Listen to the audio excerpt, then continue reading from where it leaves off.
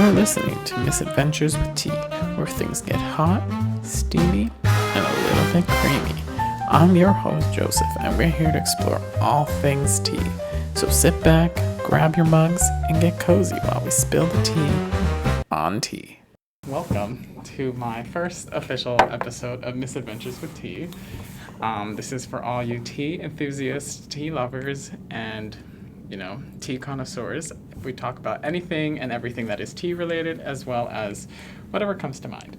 So for today, we have my friend, Ethan. Hi, Joseph. Thank you for having me. Yes, it is a pleasure. As always, we work together, but we'll discuss that a little bit later. Okay, so as part of the experience here, we... oh God, did I forget to mention the podcast name? I think I did. Oh well, oops. Misadventures with Tea, that is what we're called. And I'm your host, Joseph, as I think I mentioned already. Anyways, doesn't matter, we're going to keep going with the flow. I have here for you a tea. It is called Lapsang Souchang. I might have butchered that. But anyways, it's a very interesting tea. It was recommended to me by the sales clerk at the tea store I bought it from, which I think was called the Great Wall of Tea. Shout out to them. I did not get their names, unfortunately. But anyways, before we taste, tell me, what are your thoughts on just the smell currently? It smells like farmy. Farming. But like in a good way, It's like a prestigious barn or something, Yeah. Like in the best way possible, though. Yeah. Like, you know. Yeah, I know what you mean. Hay. I think that's what I'm thinking of. Hay. Okay. Yeah. Now, right now, let's like go. Notes of hay, for sure. I would say, mind you, I guess this is a little bit biased of me to say, but it smells very tree. Like, yeah. We'll just go with that. And pleasant. I will say it's pleasant. Tree and pleasant and hay. Tree I love it. I love it. Love the description. Anyways, okay. So why don't we go straight into the taste, and then give me a little feedback. Cheers. Cheers, buddy.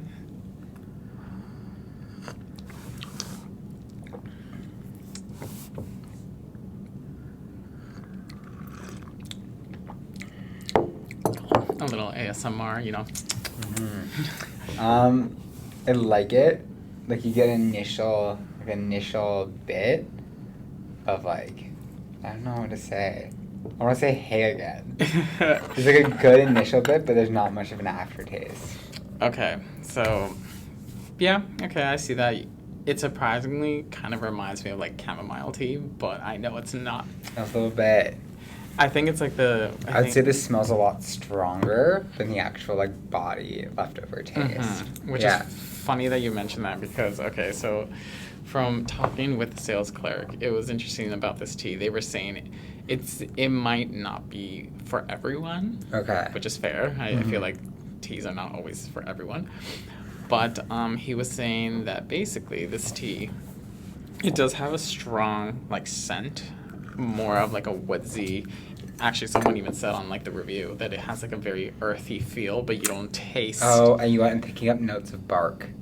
I can feel that. I can see hay, kind of bark. Someone was even saying, kind of think of like campfire. Yes, I get campfire. Absolutely. Yeah. So that is. But it's like not fresh campfire. It's No. like campfire left on your clothes, like the day after, and you smell like campfire. Mm-hmm. Like in a good way, though. No, I know I know. most people don't want to smell like fucking campfire. I'm like, absolutely. No, I do not enjoy smelling like the outdoors. It deters me so much. But interesting that that's what you're saying. And actually, I'll tell you a little bit more about this tea. Well, since we're on the topic of tea, might as well. So basically, the story or the lore of this tea goes that this is a tea that comes from, oh my god, I completely blanking out, but it's a part in China. I have it right here. I think it said Wuying, China. I'll find it shortly. But basically, the story goes that this was back in the 16th 16th century, where it was like a local farmer, tea farmers essentially, and they were trying to find a way to kind of process the tea quicker. But what ended up happening is the tea itself was, you know what, let me just find it. There's an interesting, basically the overall story as to how this tea came to be. It's actually apparently considered to be the first black tea. Oh, very interesting. Yes. So basically the overall premise of this tea is that it was kind of in a way created by mistake. Like it wasn't actually supposed to be created the way it was. Because what happened was I think they were trying to, at the time, the story goes, is that the tea needed to be, tea farmers were only allowed to sell fresh tea leaves. But through some kind of circumstances, the farmers couldn't do that because the tea had been, stories say that the tea was kind of ruined by troops because they had stayed at a farmer's market, or rather, sorry, at a farmer's, like, one of the farmers' tea farms, and basically like that in some kind of way it destroyed the overall quality of the tea. So in order to kind of salvage what they could, they started to kind of like not steep it but like cook it, like fry it with some pine leaves. Interesting. And that is why you kind of get the notes of bark and hay and like that campfire. Exactly. That's why you get camp, because they cook basically the tea leaves. Yeah, the tea tree leaves. Tree leaves with the tea leaves, yeah. Interesting. So this is a campy tea. Name of the podcast, Camp Tea. Camp Tea. There you go. Episode, Camp Tea. You heard it here, folks. But yeah. Did you ever go to camp? That's the question. The question, no, I've never gone to camp. But would I have wanted to? Been. No, unfortunately, I am the kind of person that does not do great in the outdoors. That's fair. Not because I don't want to, but I will be eaten alive by bugs. That's also fair. I did a 22-day canoe trip in the woods. So I went to this all-boys camp. Show up. I'm in an all-French-speaking cabin, so no one speaks English. My parents sent me to this awful 22-day canoe trip. We have astronaut food in our backpacks. We're carrying all of it. There's no service, no cell reception. We're in fucking butt-fuck nowhere, Ontario. Oh, God. It's just beyond brutal. Do you know what a portage is? It's when you're canoeing on a lake and then you hit land and you have to cross it. You have to get all your shit. You gotta put it on. You have to walk through like the mud and bugs are biting you. And that's what I did for 22 days. Oh, I came back ripped though, folks, so. There, you heard it first here. You heard it first here, guys. Ethan is ripped. Yeah, no, that sounds dreadful to me. I probably would not survive after that first step into it. It's got Giardia too. It's from drinking unclean water with beavers in it. Oh. Gone antibiotics for like 2 weeks. Did you befriend any beavers? I mean, like, by all means. I did actually, because no one could speak English, so. And I don't speak French, so I did befriend beavers, and that's where I got sick. They were just not sanitary. That's they were not. No one taught them about sanitation practices. Only you were there to boil our water and make us tea, we would have been okay. I know. Hey, shameful. Well, interesting. Okay, good to know. So, tell us a little bit more about yourself. I mean, like, now we know that you're a very outdoorsy guy. Oh, God, I wouldn't say that. Oh, please. I'd say my parents signed me up for camp one time. The one time where he, got sick. Let's see. I was born and raised in Whistler. Okay. Loved living there. Lots of skiing, biking. I was a really big skate skier, like Nordic skiing.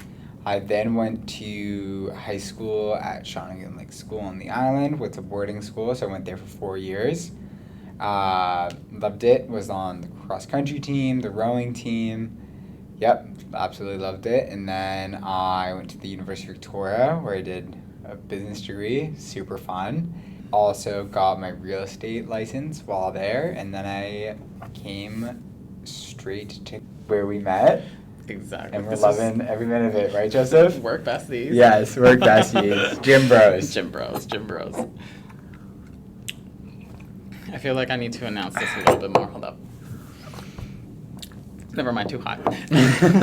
You know, It's quite hot. For our ASMR fans, I was trying to, you know, actually, fun fact, and I'll probably like keep mentioning this in every episode, but did you know that certain teas are, there's a certain temperature you're supposed to actually boil the water in order to get like the full, I don't even want to say experience, but like the full flavor of the tea without, I guess, considering it burned. Okay, interesting. No, I did not know this. It makes sense because teas are made of different stuff, but I did not know they do that. Yeah, so like for example, black tea, it's fine. You can boil it until, like you can boil the water until like, you know, boiling. But I think it's green tea, white tea, and maybe rubus. Anyways, green and white tea, if I'm not mistaken, those ones have a different temperature setting that you're supposed to cook the tea at, or boil the water at.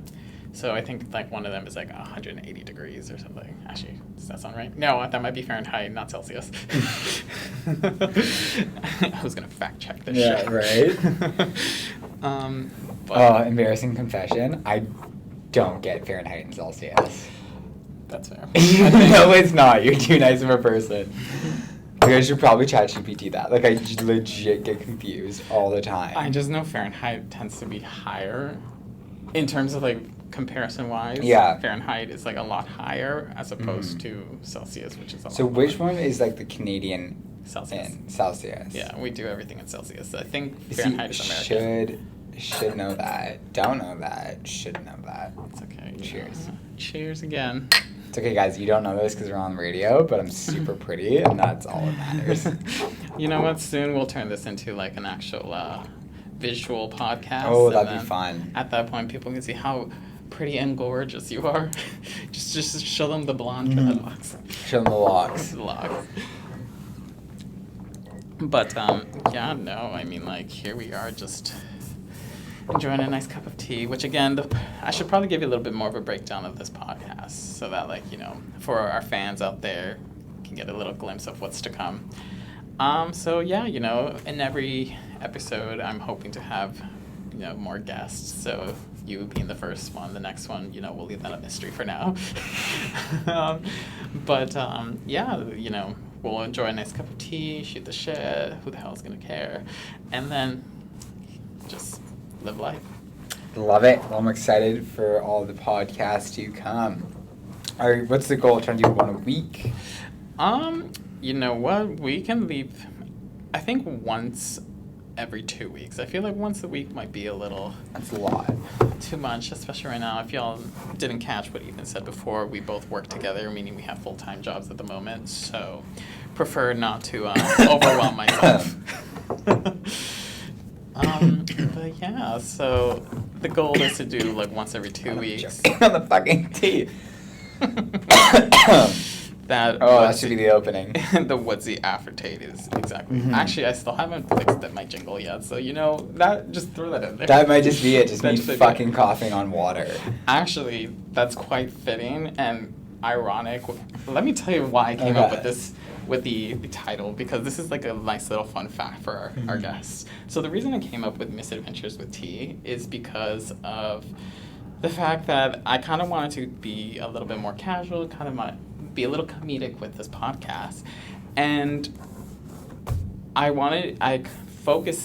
the overall focus was to be around like stories where like basically people failed and somehow tea was involved.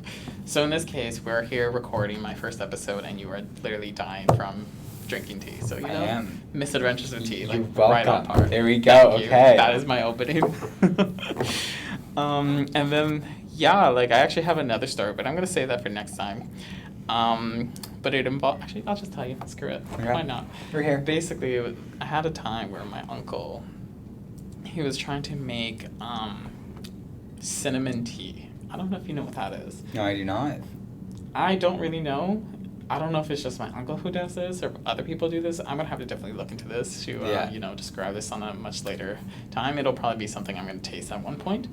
But basically what he does is he boils cinnamon sticks in just water, and it becomes cinnamon tea. Okay.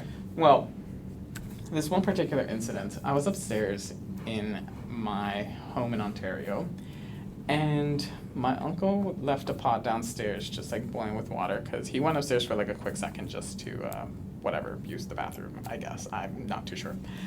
And after a certain point, I was just like doing my own thing. As I'm walking downstairs to the kitchen, I'm like, something smells burned. I'm like, what's going on? So I go check, and lo and behold, do I not see this pot with literally 2 dried up cinnamon sticks catching fire?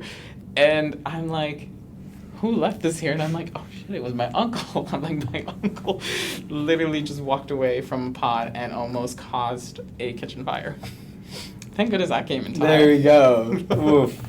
So cinnamon tea is a nay for you. Did the smell make you deteriorate it? You from like having it again, or like no, keep your distance? I love cinnamon too much to not want to try this tea. Yeah, I'm just fair. hoping that there's like an actual way of doing this, or if it's literally just water and cinnamon sticks. On the topic of cinnamon, have you tried Fireball?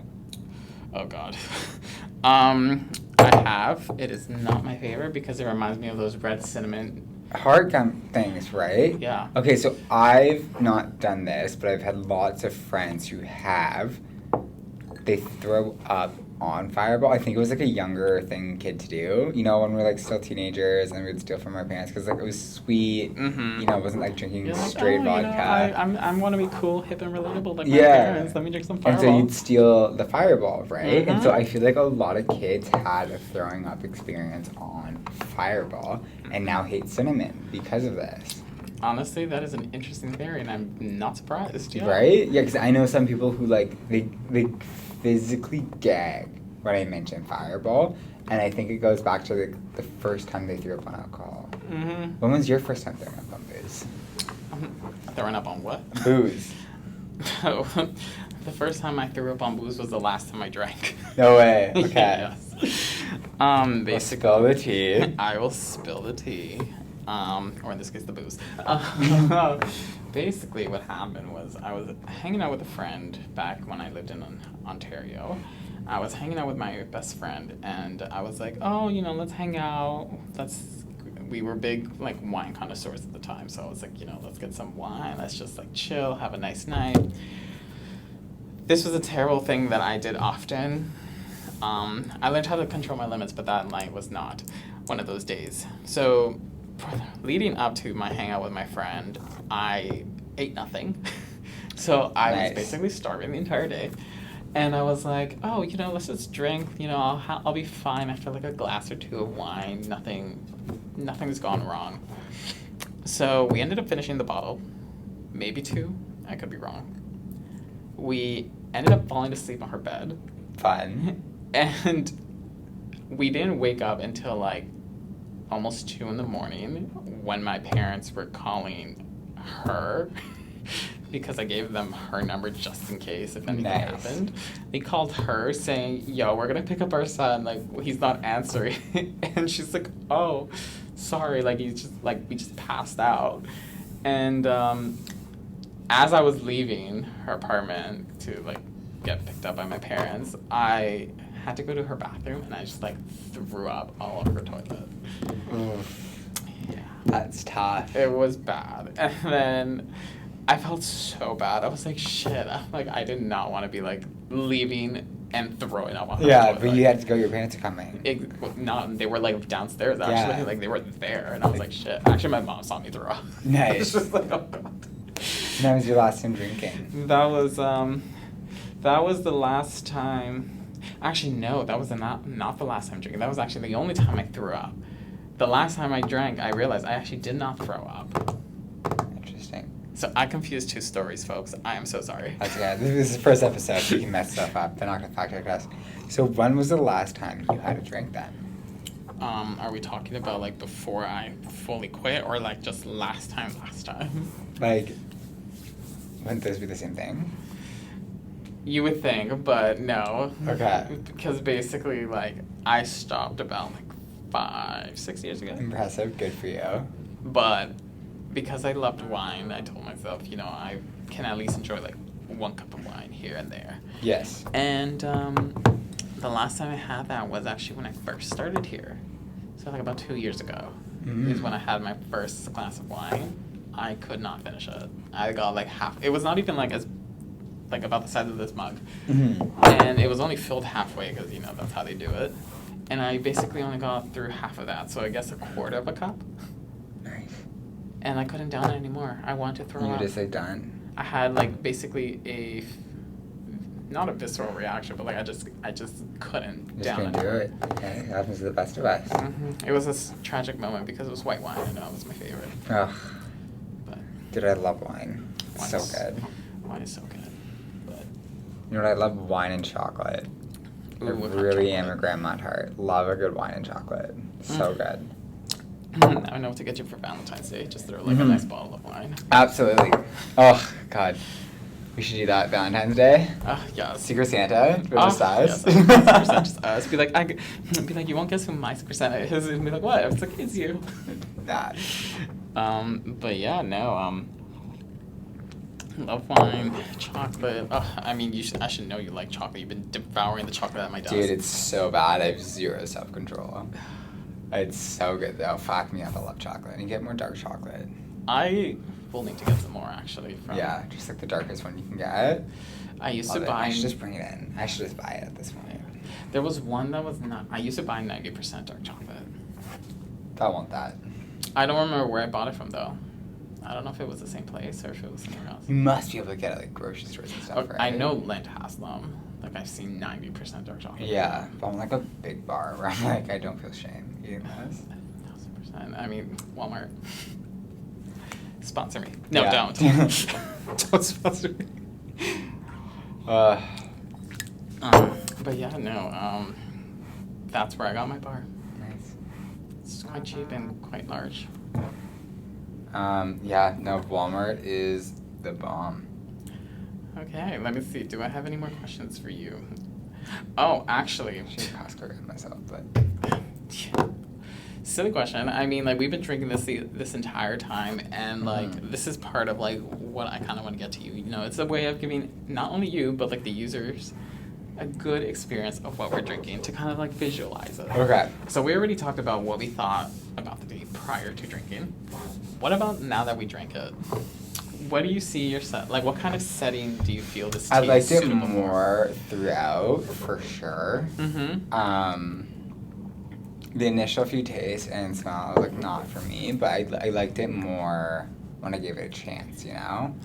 I would say this tea is definitely for, like, a rainy or winter day. Like, you know, like, it's just like, you have, you know, you want a little pick-me-up, but you don't want a coffee. You're like, you're not super tired, but you're like, I could use a little something. So, would you say it'd be more of an afternoon tea or an evening? I think this would be like an evening-ish tea, like a late afternoon, somewhere in the middle, you know? It's good though to hit the spot. I totally feel that. I mean, like, it's great timing that we're taking this in the close to the evening. Yeah, but I couldn't do anything stronger than this. Oh no, 1000%. I mean, I probably should have asked the clerk. Again, shout out to them. Whoever you may be.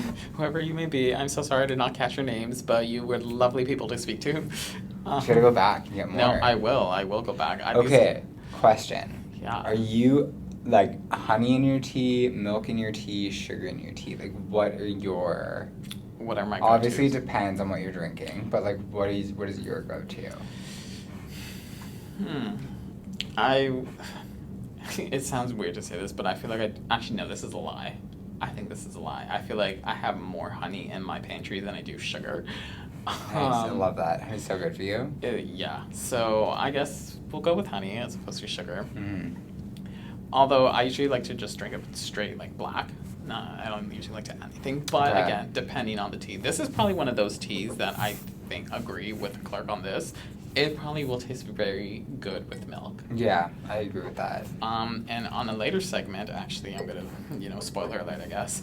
I will definitely be trying to see what kind of milk goes best with this. Okay, I like it. Well, I Do want to you- be here for it. So my favorite tea is David's Tea Assam black tea. Assam. Okay. And I'm a big froth milk honey guy in my tea. Love it. Okay. Love that. But I have maple syrup in my coffee. Maple Only syrup, at home, though. yeah. 'Cause Oh my at god, work. actually, since this is already on like a very like campfire note, do you Right. think I the maple think it syrup? could be fantastic. I think what you should do, though, is like put maple syrup in the milk frother and then whip it into the milk. Mm-hmm. And then I feel like you'd have a nice like campfire tea. Yeah, you know what? That's something to try on That's a later something to note. try. Yeah. Yeah. Okay. You know, maybe I'll give that a try next time. Next time you're on, or you Okay. know. I'm excited for it. Yeah. Well, you know what? I feel like that is probably time. Actually, let me just double check. Do I have any more questions for you? Because here I am, just talking straight up. No, I guess you know what? I just have questions here, like travel. I feel like let's talk travel quickly. Okay. Let's talk travel. So, what's your favorite place to visit, or at least since I know you also do surfing? Yes. What was, I guess, the best place for you to Okay, that you surf? my favorite place to visit, I would say, is a place I haven't been to yet. Fucking super douchey answer, but like I really love traveling to new spots. Okay. So yeah, I just think the world's so big. We live for such a short time. Like, I don't really get people go to the same spot over and over again. Like, if you love it, absolutely. Like, good for you. You found your happy place. But always good to visit something new. Yeah, but I think it's like people need to explore more, and I think they explore when they're 20s, early 30s, and then they stop. I just don't ever want to stop exploring. My favorite place to surf would probably be in Sinaloa, Mexico. It's near Mazatlan. I go to surf camp every year. And here I am saying travel more. Uh-huh. Don't go to the same spot, and I go every year. Uh-huh. Fucking so hypocritical. Which is the best surfing I've ever done. Where else have I been? Bali surfing was really cool, but the reef break was pretty intense. So that's like when it like breaks on shore. Like, sorry, not a reef break. It like breaks really close to on shore. You know, the water like crushes over and you get whitewashed. That happens like on the beach. Oh my god. It's very different from like Tofino when it breaks far out and then the whitewash comes in. So interesting stuff. Interesting. If I had to say my favorite place, I don't travel much. So here you are telling me. You love traveling. You just went to fucking Florida. That was last year. Was that last year already? Yeah. Dude, this has not been going. It's going so quick and not quick enough. I know. Yeah, because the last time I went was back home to Ontario. But Right. Florida was last year. But yeah, so I guess Florida is definitely one of my favorite places. If not even Greece. I think so far right now Greece takes the top. Yeah. But that's only because I would say outside of like my home country, and not Canada, but like my parents' home country. This is probably like the only other place I've gone to that is not the States. Mm-hmm. So I think that's why that takes the top for now. But Yeah. you know, like you said, lovely places, lots of places to visit, and definitely got to do some more exploring. Yeah. All right, well, I think, you know, that probably wraps up today's episode on Misadventures with Tea. Again, this is a tea podcast about tea, not gossip, in case that was not clear. But, I mean, We who knows? will be gossiping. Yeah, we might change that up. Then, you know, the slogan will be ironic. Yeah. And, yeah, so this is where a podcast, again, where we just talk, enjoy a nice cup of tea, discuss things related to tea, and just basically shoot the shit. Enjoy our cup. Enjoy everything. Enjoy our company. Enjoy the tea. And, yeah, thanks for joining me today. Thank you so much for having me, Joseph. All right, nice talking to you. See ya.